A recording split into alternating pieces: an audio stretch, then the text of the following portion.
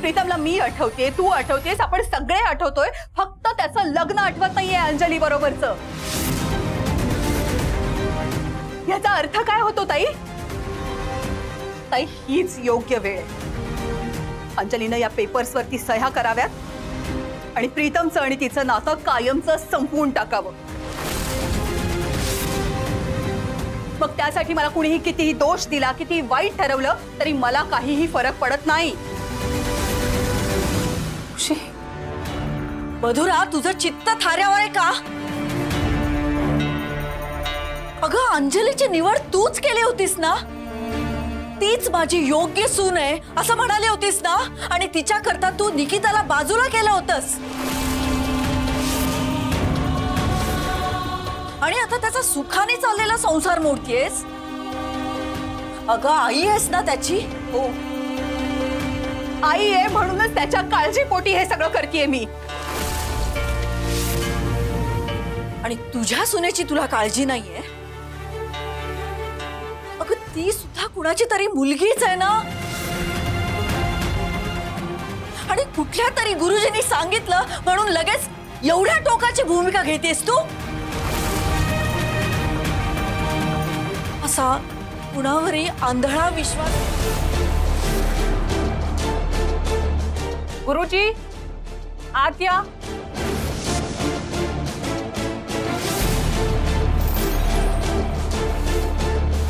भयंकर, अभद्र, अशुभाची चाहूल। अहो, या दोघांचं लग्नच कसं होऊ दिलं तुम्ही? 36 काय 3 गुणही जुळत नाही या दोघांचे।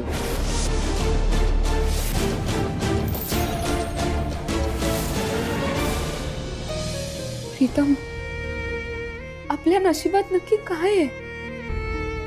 हळूहळू सगळं ठीक होईल असं वाटत असताना मावशी तर आपल्या घटस्फोटाच्या तयारीला लागले। तू हिम्मत सोडू नकोस असं अक्कई म्हणाली।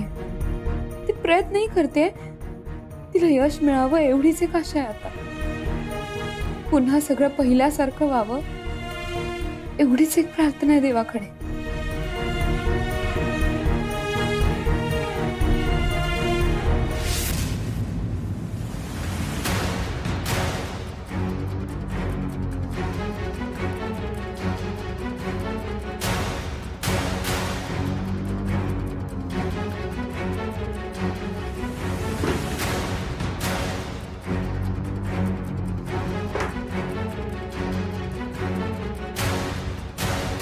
कमवायला लागला की त्याच्या डोक्यात असे विचार येणार नाही।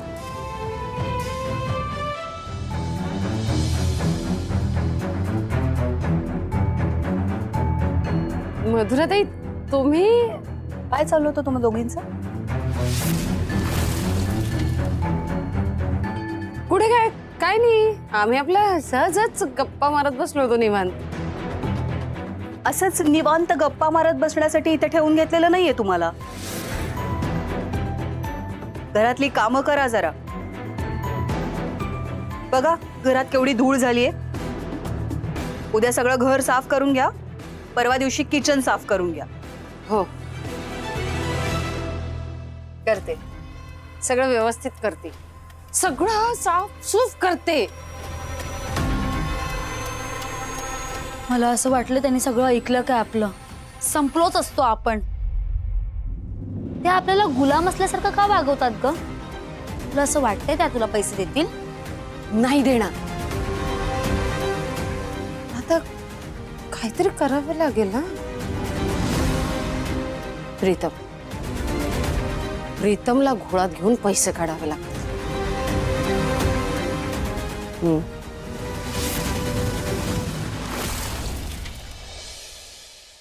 चांगली चालू नाहीये ना, वाईट फेस चालू।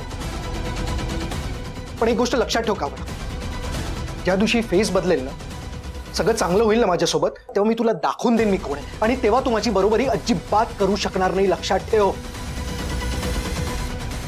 हा असा विचार करताय तुम्ही? बरोबर विचार करतोय मी। बघ स्वतःकडे बघ।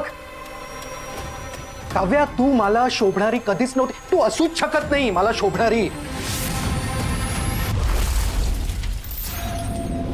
मी कुठे माती खाल्ली आणि तुझ्याशी लग्न मी ना कुठल्या पापाची शिक्षा भोगतोय ना कोणास ठाऊक.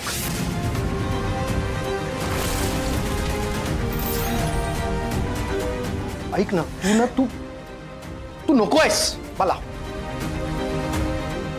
मला माहिती काय वाटतं, तू मला नकोय माझ्यासमोर. मला काहीतरी झालं पाहिजे आणि तू गायब हो. हा म्हणजे काहीतरी असं झालं, जादू झाली पाहिजे आणि 1 2 गायब. नको, नाही बघायचं मला तुला. नको दिसू तू मला प्लीज.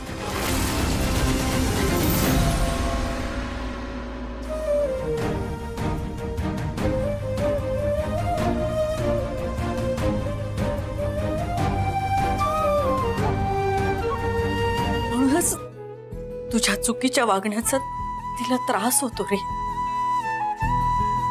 एवढं सगळं सहन करून सुद्धा घर सोडायचा कधीच प्रयत्न नाही केला, कधीच विचारही नाही केला तिने.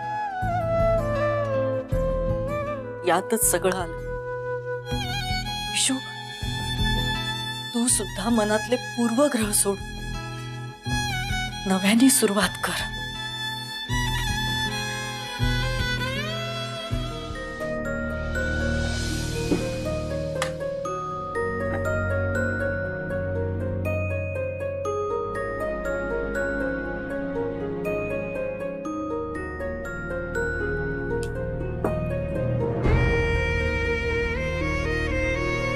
विशू, तुला याच्यात काय दिसतं? काय प्रश्न आहे आई? काळा डाग दिसतोय, दुसरं काय? हीच तर अडचण आहे ना.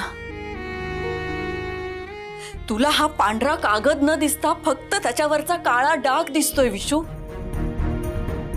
हीच दृष्टी बदलण्याची गरज आहे तुझी. नुसत्या काळा डागाकडे न बघता पांढरा कागदही बघायला शिक. अरे, तुझ्या संसारात आणि आयुष्यात सुखच मिळेल. अंजली असता कामा नये. आता बघा ना, अंजली इथं नाहीये. प्रीतमरावांना पूर्वीचं काही आठवत नाहीये, तरी त्यांचं मन अंजलीसाठी ओढ घेतंय का नाही. ही दोघं पुन्हा एकत्र येऊ नयेत म्हणून आपल्याला काहीतरी जालीम उपाय करायला लागणार. अहो, म्हणून म्हणते, माझ्या आशूने जर का प्रयत्न. बस, मला प्रीतमला अंजलीपासून दूर करायचं. आगीतून फुफाटत पडायचं नाहीये. त्यामुळं मागितल्याशिवाय पुन्हा असले सल्ले द्यायला येऊ नका.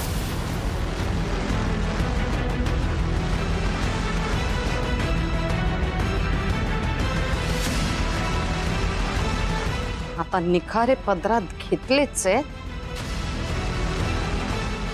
त्या आगीने उरपळून जायची तयारी ठेव.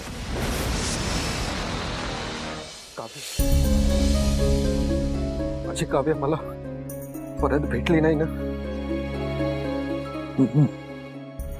मी माझ्या जीवाचं काहीतरी बरं वाईट करून घे. काव्याची आणि माझी पुन्हा भेट घडवणं आता तुझ्या हातात आहे देवा. देवा, तू काहीतरी चमत्कार घडव. तूच करू शकतोस. काहीतरी कर. काव्य, तू मला आई म्हणतेस ना, पण माझं एक ऐकशील का? आतापर्यंत तुझ्या बरोबर जे जे काय काय घडलंय, जो काय कटुपणा, जे काही वाईट अनुभव आले, सगळे मनात काढून तुझ्या मनाची पाठी कोरी कर. देवाने आपल्याला खूप छान आयुष्य दिलंय, आनंदाने जगण्याची संधी दिली आपल्याला. त्या संधीचं आपण सगळे मिळून सोनं करूया. सगळे मिळून आपण सुखाने राहूया.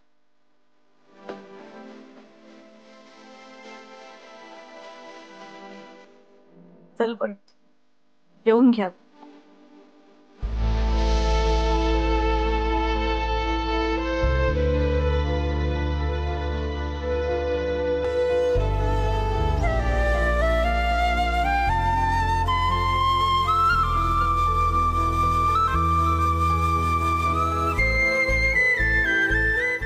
पण दिवसभर जेवला नसाल ना आई?